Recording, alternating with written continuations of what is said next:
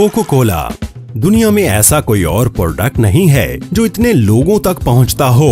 लोग एक दिन में 1 अरब 60 करोड़ बार कोको कोला की किसी प्रोडक्ट को पी जाते हैं और इस अमल की शुरुआत होती है एक सिगरेट फार्मूले से। कोक इस सिगरेट फार्मूले को दुनिया भर में कायम बॉटलिंग फैक्ट्रीज में बेचता है।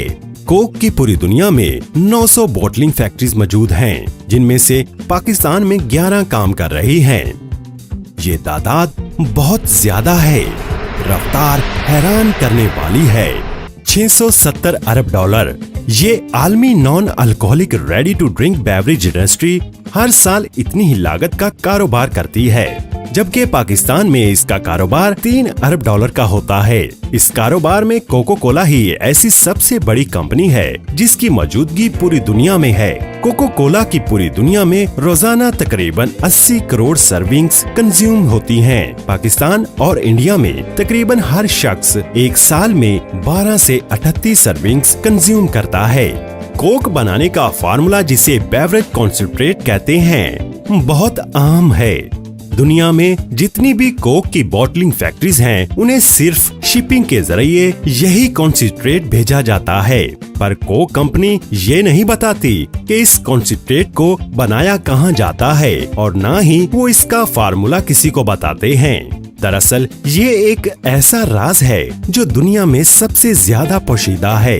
इसके इंग्रेडिएंट्स लिस्टेड हैं, पर एक चीज के बारे में जानबूझकर तफसील नहीं दी गई है और वो है नेचुरल फ्लेवर्स। सबसे पहले पानी, कॉन्सेंट्रेट और शुगर को 19,000 लीटर्स की गुंजाइश वाले टैंक में पंप किया जाता है ताकि एक ऐसा सिरप बनाया जा सके जो 50% से ज्यादा मीठा हो। फिर एक क्लोज्ड सिस्टम के जरिए इसमें कार्बन डाइऑक्साइड को पंप किया जाता है,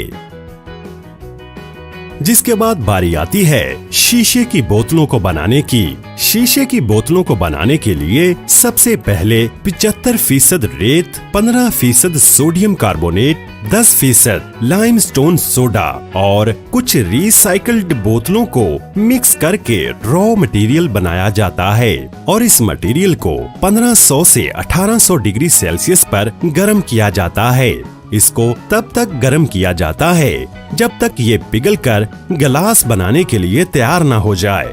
जैसे ही मिक्सर तैयार हो जाता है, वैसे ही वो एक ऑटोमेटिक मशीन की मदद से सांचों में गिरता चला जाता है, जहां बस इस पिघले हुए मटेरियल को बोतल की आउटलाइन शेप दी जाती है। ये रफ्तार गोली की तरह होती है।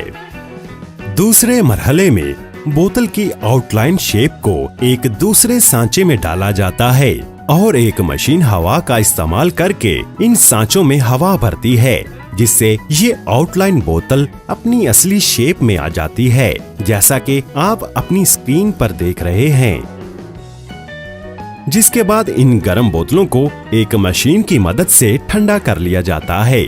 एक और मशीन पर इन बोतलों के मुंह को रगड़कर स्मूथ बना लिया जाता है। बाद में इनको वॉश करके फिलिंग के लिए भेज दिया जाता है। यहाँ पर एक और काम हो रहा है।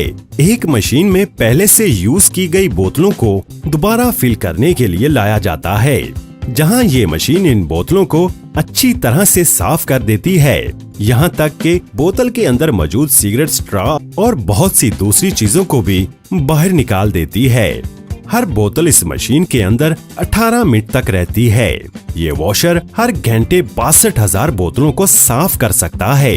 जरा इस वॉशर को देखें, ये कैसे काम कर रहा है। अगले मरहले में बोतलों में कोको कोला भरी जाती है। ये मशीन 800 बोतलों को 1 मिनट में फिल कर देती है।